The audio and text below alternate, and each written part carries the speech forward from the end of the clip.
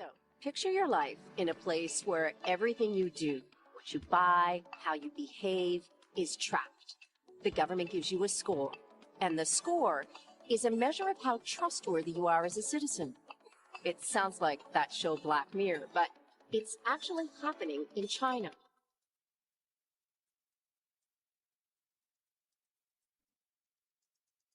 When I worked in the CIA and when I worked in the NSA previously, as a technologist, as a systems administrator, I had broad access, much broader access than other people.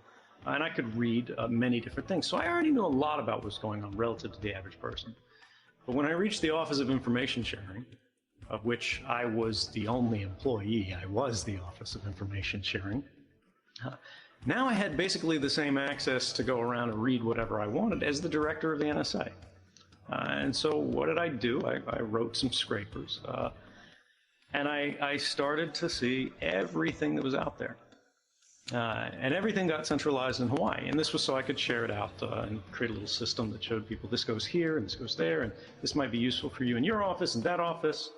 But I got to see what was going on in every office.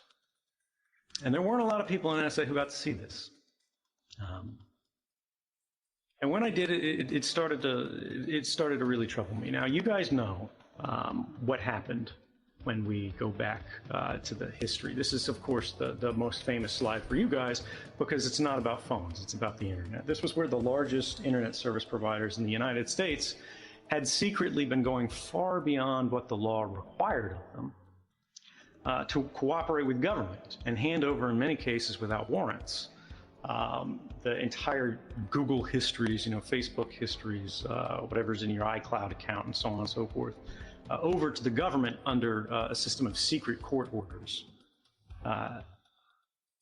This was unfortunately just where it began. And it wasn't just the internet. There was a program that people saw that actually wasn't related to me. This was follow-up reporting that came, well, I think actually some years later in the United States about the phone companies. AT&T is one of our largest, of course, phone networks. And what they found was that AT&T had been collecting the phone records of everyone who crossed their system and never getting rid of them for ages, right? If you're younger, if your birth date is after 1987, and either you're an American or you called the United States, right, because anything that crossed their network went there too, they have every call that you ever made, because that's how far their records go back. They were keeping the tower data, which is, of course, the ledger of your cell phone screaming, here I am, here I am, here I am, going all the way back to July 2008, right? So they have more than a 10-year history of everyone's movements as they crossed the path of their cell phone towers.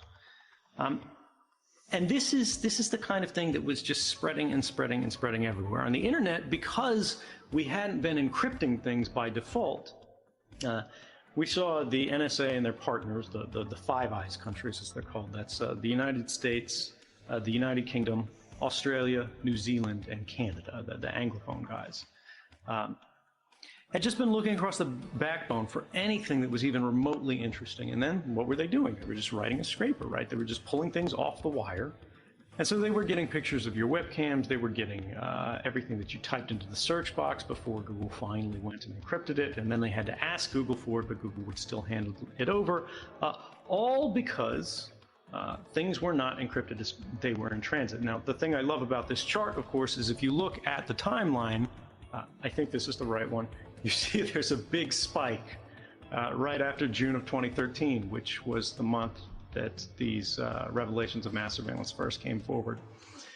And this is where I want to talk about you guys as a cohort, not just as the people working on Web3 sort of initiatives, but as technologists. You did that, right? That spike is you. I didn't do that. I was on the run from the greatest manhunt, that we've had in the United States in quite some time. But somebody read the news, and somebody went, you know what, we're going to shift our site to HTTPS. You know what, we're going to retool our browser to prefer these kind of things. We're going to make our application send these things. That's just in Chrome, right? But I can tell you from a lot of conversations that it's happening across the internet.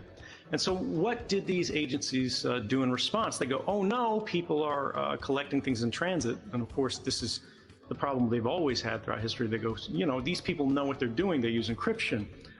So we can't catch it in transit. Well, what can we do instead? And we see that, you know, it doesn't matter whether you're an ally or an enemy. The British version of the NSA put together a really complex operation to actually hack into Belgium's national telecommunications provider, Belgacom, right? Now, mind you, they had legal means to get all of the information they wanted. They could use what's called a mutual legal assistance treaty to simply go right to the Belgian law enforcement agencies and go, we need this, we need that, you know, please provide it to them. And it would take a little time because people would have to actually check it, but then they would get it. Instead, they went, well, why don't we just let ourselves in? Then we don't have to deal with their encryption because we have their keys. We can reroute their traffic. We can change the traffic flows to be more preferential to us, to route communications of interest past our interception point. Access to Why? the Slido? Because we said so. Then, as we've gone further and further away from this 2013 moment, as encryption has become more effective, as it's become more pervasive, we've seen malware and hacking attempts really explode and go beyond the government, specifically into private industries. There's this Israeli company called the NSO Group. I'm sure many of you have heard about them.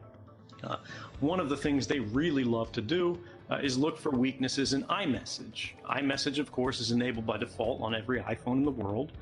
We just got some CVEs about iMessage, I think, out of Project Zero at Google just a couple weeks ago. And it's great that these holes are finally being closed, but you need to think about how long they were open, how many others there are, and what's next, right? When iMessage is finally a little bit more secure and it's just too difficult to find a fully remote bug easily, where will they move next, right? Encryption is not the answer to every problem, but encryption is the standard basis for every conversation we need to have. And this is the thing, if we have companies, NSO is valued privately at $1 billion or more right now because they were just sold for that. These guys are selling malware toolkits to governments for millions and millions of dollars. I think the Mexican government bought it for $18 million. I think the Saudis bought it for more than $50 million, 50, not 15. Again, fact check me on these because it's all public now. These records are out there. But who were they using it against? They were using it against the head of their opposition domestically. They were using it against journalists that were reporting on the corruption of the president. And so this is what we start to see. We start to see corporations going, well, why don't, instead of making security safer, why don't we make it weaker? And of course, the NSA has always been doing this. They've been discovering vulnerabilities, they've been exploiting vulnerabilities, and then they've not been reporting them. Well, the problem is those things leak too. They can't even keep their weapons safe. And then they hit us. They shut down the National Health Service in the UK. They shut down shipping around the world with Maersk. And all of these are derived from NSA bugs, right, that should have been reported and patched years ago. Unfortunately, proprietary software, you guys know how that works. But even when this doesn't happen, I want you guys to remember, look, you can make your software more secure. You can increase the security of the route as you're in transit. But we see things moving increasingly more and more to the physical layer. This is Baltimore, Maryland in the United States. On the day of a Black This is a minority protest movement against police brutality.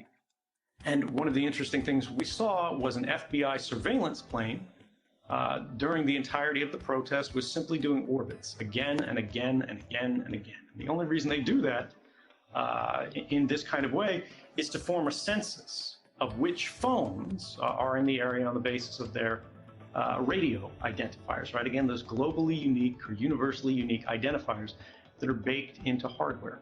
And so I want you guys to constantly be thinking about where can we strip these identities out? Because now it's not on planes, right?